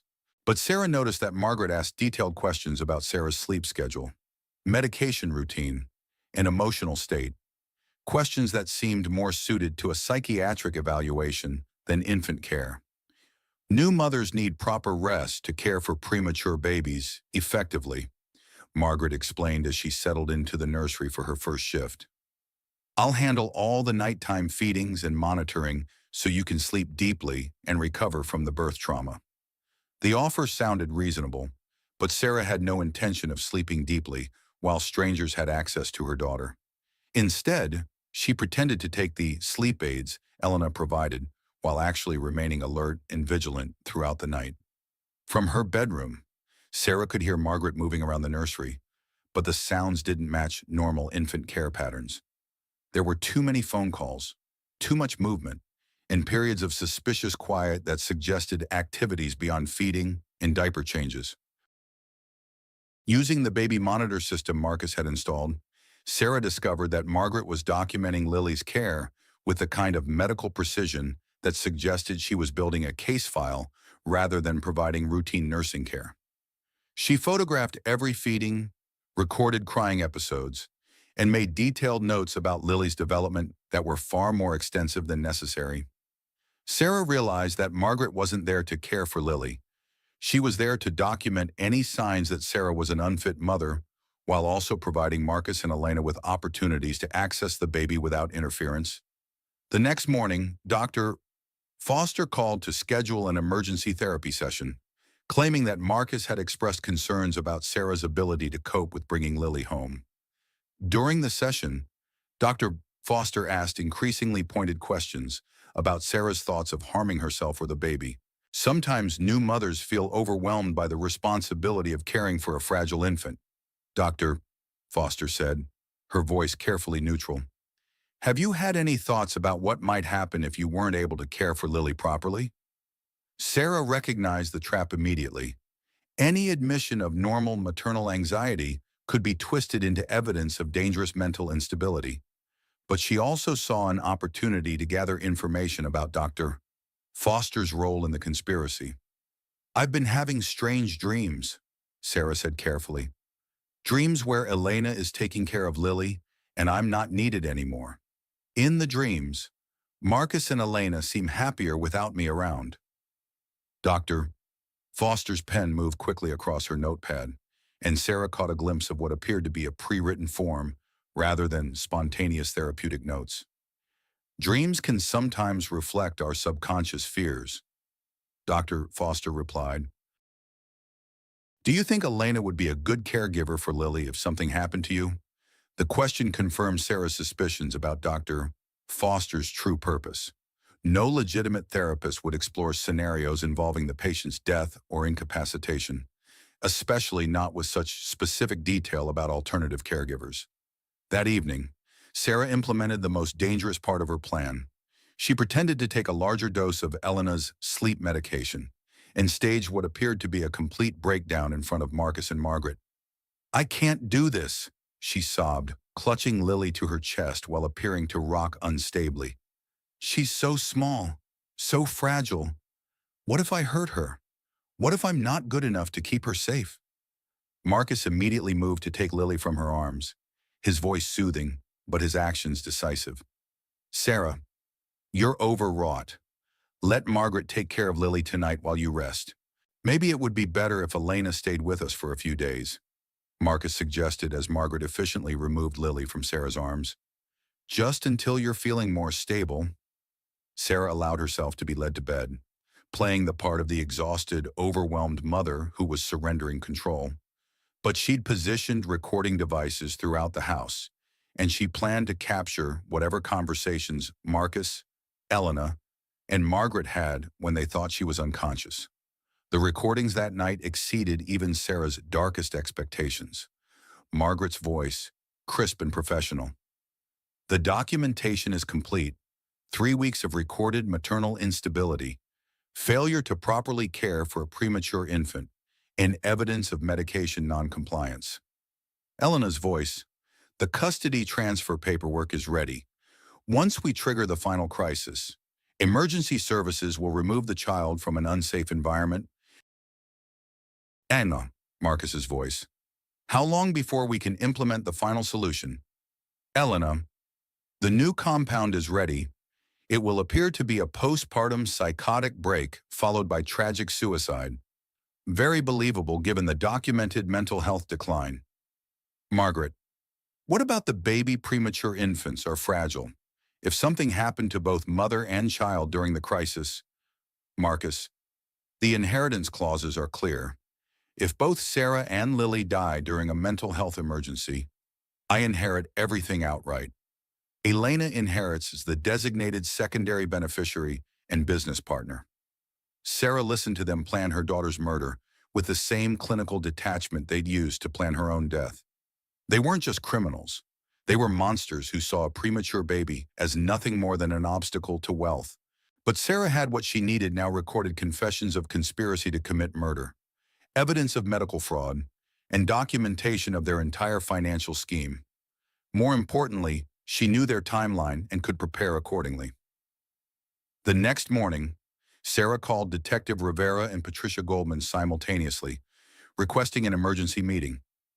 "I have everything we need," she told them, "but we need to move today, because tonight they're planning to kill both me and Lily." As Sarah prepared for what would either be her final victory or her last stand, she felt a calm clarity that surprised her. The pregnant wife betrayed by millionaire husband and best friend mistress had evolved into someone Marcus and Elena had never anticipated: a woman who was smarter, more determined, and more dangerous than they'd ever imagined. The trap was set, the evidence was gathered, and Lily was about to be protected by a mother who had learned to fight for what mattered most. But first, Sarah had to survive one final night with people who wanted her dead. The morning of what Sarah knew would be her final confrontation with Marcus and Elena dawned gray and drizzly, as if Manhattan itself was holding its breath for the storm to come. Sarah fed Lily her breakfast bottle with hands that appeared steady, though inside she was vibrating with adrenaline and determination. Detective Rivera and Patricia Goldman had spent the night reviewing the evidence Sarah had gathered, and they'd developed a plan that would require Sarah to endure one more day of Marcus and Elena's manipulation, while law enforcement positioned themselves for the arrests. "We need them to attempt the final poisoning on record," Rivera had explained during their 5 a.m. meeting in a coffee shop 6 blocks from Sarah's house. "If we move too early, their lawyers will claim everything was hypothetical conversation or role-playing. We need documentation of actual attempted murder." Sarah understood the legal necessity, but the thought of allowing Elena one more opportunity to access her or Lily made her skin crawl. What if something goes wrong? What if they succeed? We'll have teams in place, Rivera assured her. The moment they make their move, we'll intervene. But Sarah, I have to be honest, there's always risk in operations like this. Patricia had outlined the evidence. They'd compiled financial records showing Marcus and Elena's business partnership, pharmaceutical records documenting Elena's theft of controlled substances, recorded confessions of murder conspiracy, and medical records proving deliberate poisoning. It was enough to convict them both, if they could survive long enough to testify. There's something else, Patricia had said, producing a thick folder. I've been investigating Marcus's previous relationships. You weren't his first wife. Sarah. He was married briefly in California 7 years ago to a woman named Jennifer Walsh. Sarah's blood had run cold. What happened to her? Car accident, single vehicle, late at night, blood alcohol 3 times the legal limit. Very tragic, according to the police report. But Jennifer Walsh was a recovering alcoholic who hadn't had a drink in 2 years before her death. The implication was clear. Marcus had done this before, and he'd refined his methods with each subsequent victim. Sarah was likely not his second target, but his third or fourth. Now, as Sarah waited for Elena's arrival, she positioned herself and Lily in the living room, where the surveillance equipment would capture everything. Marcus had left early for what he claimed was an important business meeting, but Sarah suspected he was establishing an alibi for what Elena planned to do. Elena arrived at exactly 10 a.m., carrying her usual bag of helpful supplies and wearing an expression of loving concern that Sarah now recognized as the mask of a professional killer. "How did you sleep?" Elena asked, settling herself into the chair across from Sarah with practiced ease. "You looked so exhausted last night. I was worried about you." "Better, actually," Sarah replied, cradling Lily against her chest. "I think I'm finally adjusting to the new routine." This wasn't what Elena wanted to hear, and Sarah caught a flicker of annoyance across her friend's face before the concerned expression returned. "I brought some new herbal tea that's supposed to be excellent for postpartum recovery," Elena said, producing a thermos from her bag. "It's a blend specifically designed for nursing mothers. Helps with milk production and energy levels." Sarah accepted the cup Elena poured, noting that it was darker than usual and had a bitter smell that suggested a higher concentration of whatever compound Elena was using. "Elena, can I ask you something?" Sarah said, holding the cup but not drinking. "Do you ever think about what would happen to Lily if something happened to me?" Elena's eyes sharpened with interest. This was apparently the opening she'd been waiting for. "Of course I worry about that," Elena replied, her voice carefully modulated to sound loving and concerned. "But you know Marcus and I would take care of her. She'd want for nothing, and she'd grow up knowing how much her mother loved her. It's such a comfort to know that you and Marcus would step in," Sarah said, taking a small sip of the tea while carefully avoiding swallowing.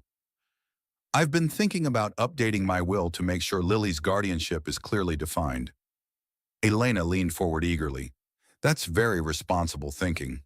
Have you discussed it with Marcus?" "Not yet. I wanted to ask you first if you'd be willing to serve as Lily's guardian if something happened to both Marcus and me. I know it's a huge responsibility, but I can't think of anyone I'd trust more with my daughter." The request played perfectly into Elena's narcissistic need for recognition and control. Sarah could see her friend mentally calculating the financial implications of being Lily's sole guardian and inheritor. "Of course I would," Elena said, her voice thick with false emotion. "Lily is like my own daughter already. I'd make sure she had everything. The best schools, the best opportunities, complete financial security." As Elena spoke about her plans for Lily's future, Sarah continued to pretend to drink the poisoned tea while actually allowing most of it to soak into the towel she'd positioned strategically in her lap. But Elena was watching carefully this time, and Sarah could see suspicion growing in her friend's eyes. "You're not drinking very much of that tea," Elena observed. "Are you feeling nauseated? Sometimes new mothers develop sensitivities to certain flavors." "It is a little strong," Sarah said, forcing herself to take a larger sip while fighting her body's instinct to reject the bitter liquid. But you're right about it being energizing. I can already feel it working. Elena's smile returned, but Sarah noticed her friend was now watching her with the intensity of someone monitoring a medical procedure. They both knew this was the endgame, the final move in a chess match that had been playing out for months. As the morning progressed, Sarah began to feel the effects of whatever Elena had given her. Her vision became slightly blurred, her coordination less precise, and she found herself struggling to maintain focus on their conversation. "You look tired again," Elena said, her voice seeming to come from a greater distance than her physical position. "Maybe you should let me hold Lily while you rest for a few minutes." This was the moment Sarah had been dreading and preparing for. Elena was positioning herself to take control of Lily while Sarah was incapacitated, setting up the scenario where both mother and child would suffer tragic accidents during a postpartum psychotic episode. But Sarah had one advantage that Elena didn't know about. She'd been building up tolerance to the compounds Elena had been using by taking tiny doses over the past week and immediately counteracting them with activated charcoal. Her reaction was partly genuine and partly performance, designed to convince Elena that the plan was working while maintaining enough cognitive function to protect herself and Lily. "Maybe that would be good," Sarah said, her words slightly slurred as she carefully transferred Lily to Elena's arms. "Just for a few minutes." As Elena held Lily with what appeared to be loving tenderness, Sarah noticed her friend checking the time repeatedly and glancing toward the front door. Marcus would be returning soon, and Elena needed to complete her work before his arrival to maintain his plausible deniability. "Sarah, there's something I need to tell you," Elena said, her voice taking on a different quality, colder, more direct. "I think you know, don't you? About Marcus and me?" Sarah forced herself to appear confused and drowsy. "What do you mean? You're not as naive as we thought," Elena continued, standing up with Lily in her arms and moving toward the window. "The way you've been avoiding the drinks I prepared, the questions you've been asking, the surveillance equipment you think we don't know about." Sarah's blood ran cold. If they knew about the surveillance equipment, her plan might be compromised. But Elena was still talking, still incriminating herself, which meant the devices were probably still functional. "8 months, Elena said, looking down at Lily with an expression that was no longer motherly. 8 months of pretending to be your friend while planning your death? Do you know how exhausting it's been? Listening to you talk about baby names and nursery decorating, knowing that none of it mattered." "Elena, what are you saying?" Sarah managed, though she was no longer entirely acting. The drugs in her system were stronger than she'd anticipated, and she was fighting to maintain consciousness. "I'm saying that Marcus never loved you. You were a means to an end, a way to access your trust fund and create the heir he needed for his grandmother's inheritance. And I was never your friend. I've been working with Marcus since before you met him, setting up the perfect long-term con." Elena moved closer to the couch where Sarah was struggling to stay upright. "The car accident would have been cleaner, but you were always so careful about drunk driving. The poisoning approach was more complex, but it created the perfect narrative. Tragic postpartum psychosis leading to murder-suicide." As Elena described their original plans with clinical detachment, Sarah realized that her survival instinct was overriding the drug's effects. Adrenaline was clearing her head, and she was calculating distances, weapons, escape routes. "But you've been more resilient than we expected," Elena continued, adjusting her hold on Lily in a way that looked casual but was probably preparation for something terrible. "So we're accelerating the timeline. Today, you're going to have a complete psychotic break. You'll try to hurt Lily, and I'll be forced to defend her. In the struggle, you'll tragically be killed, and Lily will suffer injuries that prove too severe for her premature constitution." Sarah understood now that Elena wasn't just planning to kill her. She was planning to kill Lily too, staging it as a maternal, psychotic episode that Elena heroically tried to prevent. "Marcus will be devastated, of course," Elena continued, her voice taking on a mocking tone. "But he'll be grateful that I saved him from his mentally ill wife, and eventually we'll find comfort in each other.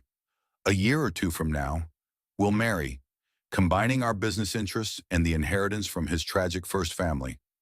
As Elena finished explaining their plan, Sarah heard the front door open and Marcus's voice calling out that he was home.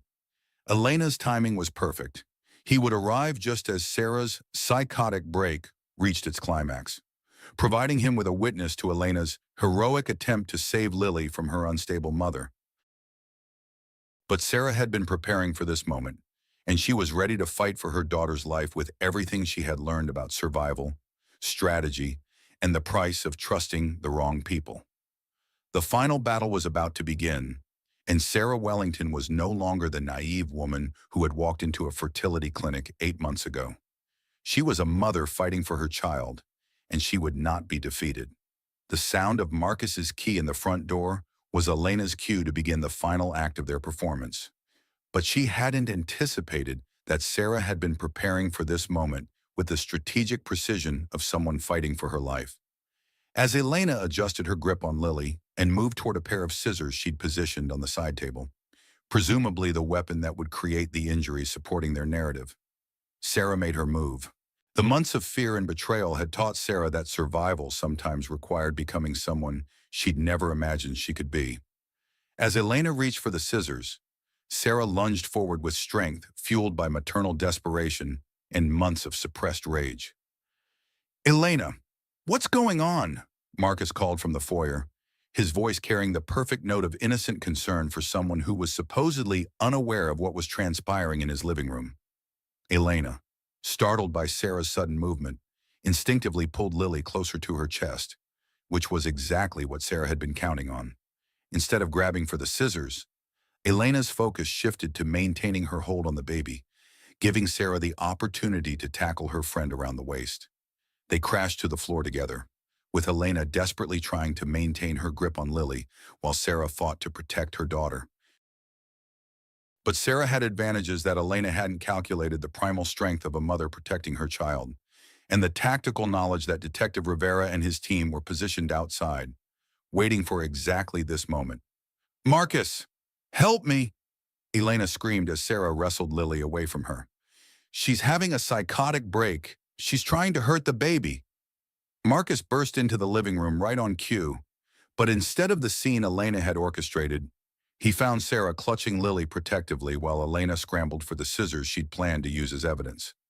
"Sarah, what's happening?" Marcus demanded, moving toward them with what appeared to be protective intent, but was probably calculation about how to salvage their plan.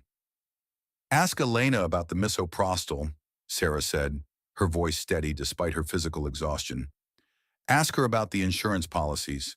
Ask her about Jennifer Walsh." The mention of Marcus's previous wife stopped him cold. Sarah could see him processing how much she knew, calculating whether their plan could still be salvaged or if it was time to cut losses. Elena, meanwhile, had reached the scissors and was rising to her feet with a look of desperation that no longer resembled the concerned friend she'd been impersonating for months. "She knows everything," Elena said to Marcus, her voice taking on the cold efficiency Sarah had heard in the recorded conversations. "We have to finish this now." But Sarah had learned to anticipate their moves, and she'd positioned herself near the panic button that connected directly to the police station. As Elena advanced with the scissors, Sarah triggered the alarm and shouted the code word she'd arranged with Detective Rivera. The front door exploded inward as Rivera and his team entered with weapons drawn and arrest warrants ready. Elena dropped the scissors immediately, but Marcus tried to maintain his innocent husband performance. "Thank God you're here," Marcus said to the officers. "My wife is having some kind of breakdown. She attacked her friend and threatened our baby." But Detective Rivera had been listening to the entire confrontation through the surveillance equipment that Elena thought had been discovered and disabled. He'd heard Elena describe their murder plan in detail, and he'd watched Marcus participate in staging Sarah's psychotic break. "Marcus Wellington and Elena Morrison, you're under arrest for conspiracy to commit murder, attempted murder, insurance fraud, and child endangerment," Rivera announced as his team moved to restrain both suspects. Sarah collapsed onto the couch, clutching Lily and finally allowing herself to feel the full impact of what she'd survived. The tiny baby in her arms was safe. The people who had planned their deaths were in custody, and the nightmare that had consumed her life for months was finally over. But as the paramedics checked both Sarah and Lily for injuries, and as Elena and Marcus were led away in handcuffs, Sarah realized that survival was only the beginning of her story. She would need to rebuild her life, establish financial independence, and create a safe environment for raising her daughter. Over the following months, as the criminal trial progressed and the details of Marcus and Elena's conspiracy became public, Sarah discovered reserves of strength she hadn't known she possessed. The media coverage was intense. The story of the pregnant wife betrayed by millionaire husband and best friend mistress captured public attention and sympathy, but Sarah used the platform to advocate for other women in similar situations. She testified at the trial with calm precision, describing the systematic poisoning attempts, the financial manipulation, and the psychological abuse she'd endured. Elena and Marcus both received lengthy prison sentences for their crimes, and Sarah was awarded a substantial settlement that provided financial security for herself and Lily. Patricia Goldman helped Sarah establish a foundation dedicated to helping women recognize and escape domestic abuse situations involving wealthy abusers who use their resources to manipulate legal and medical systems. Detective Rivera became a consultant for the foundation, using his expertise to train law enforcement officers in recognizing sophisticated abuse patterns. A year after the arrests, Sarah had created a new life in California, living near her sister Jenny and working to help other women who found themselves trapped in similar situations. Lily was thriving, a healthy, happy toddler who showed no signs of the trauma from her earliest months. Sarah had written a book about her experience titled The Poison Trust, which became a bestseller and provided additional resources for her foundation's work. She'd appeared on talk shows and news programs, sharing her story and encouraging other women to trust their instincts when something felt wrong in their relationships. But success and safety hadn't made Sarah complacent. She'd learned too much about the depths of human manipulation to ever fully let her guard down again. She maintained security systems, varied her routines, and stayed in close contact with law enforcement contacts who understood the ongoing risks that came with being a high-profile domestic abuse survivor. On a sunny afternoon in October, exactly 1 year after Elena and Marcus's arrests, Sarah was playing with Lily in the garden of their California home when the doorbell rang. The visitor was a well-dressed woman in her 40s who introduced herself as Amanda Crenshaw, an attorney specializing in victims' rights. "Mrs. Wellington, I represent a group of women who believe they've experienced situations similar to yours," Amanda said, producing a thick file of documents. "We think there might be a larger network of individuals using similar methods to target wealthy women." Sarah invited Amanda inside, curious about what she'd discovered. As Amanda spread photographs and documentation across Sarah's dining room table, a chilling pattern emerged. Jennifer Walsh, Marcus's first wife, wasn't his only previous victim, Amanda explained. "We've identified at least 6 women over the past decade who died under suspicious circumstances after marrying wealthy men.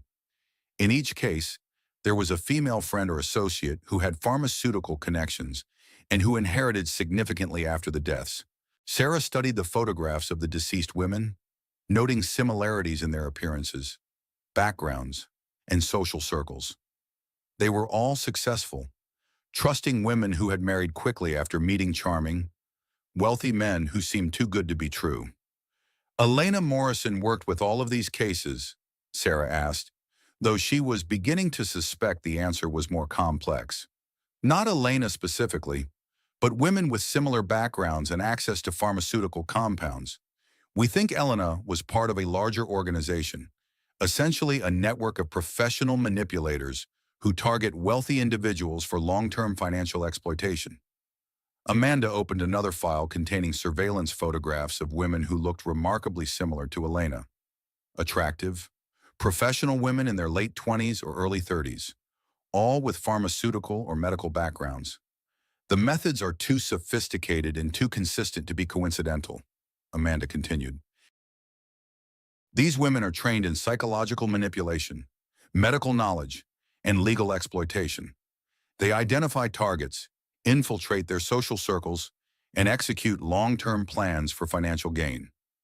Sarah felt a chill of recognition as she realized that her survival might have exposed a much larger criminal enterprise than she'd imagined.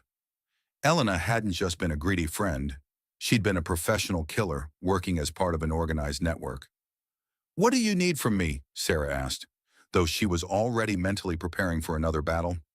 "Your foundation has resources and credibility that could help us expose this network," Amanda explained. "But I have to warn you, if we're right about the scope of this organization, they'll view you as a threat that needs to be eliminated." As if summoned by their conversation, Sarah's phone buzzed with a text message from an unknown number. "Congratulations on your survival. Some games have longer rules than others. A friend?" Sarah showed the message to Amanda, who immediately called for police backup while Sarah gathered Lily and moved to the safe room she'd installed when they'd moved to California. As they waited for law enforcement to arrive, Sarah realized that her story wasn't ending with Marcus and Elena's imprisonment. It was evolving into something larger and more dangerous. But she was no longer the naive woman who had trusted the wrong people. She was someone who had learned to fight back, and she would protect her daughter and help other women, no matter what new threats emerged.